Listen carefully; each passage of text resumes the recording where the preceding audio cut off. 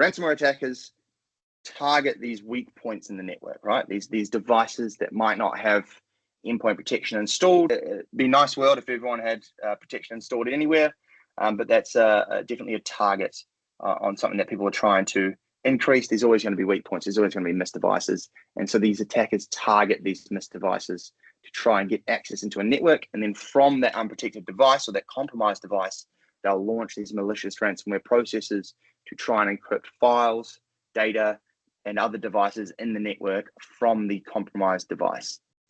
So we need a way that isn't just looking at, the ransomware process. We're not just looking for that malicious process, but we need to look at the actual file changes on the device to ensure that we can detect any of these ransomware attacks.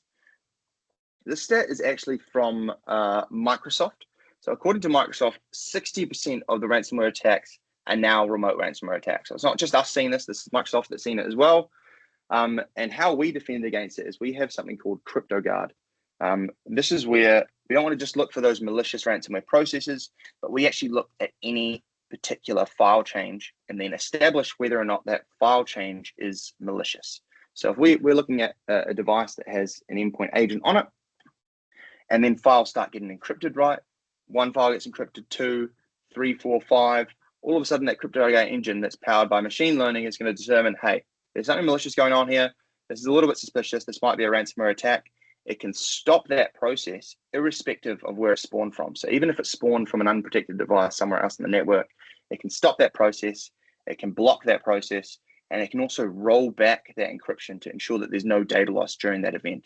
So if you want to be sure that you can protect against remote ransomware, the 2 ways you can do it are making sure that you've got endpoint protection installed on all the devices in your organization.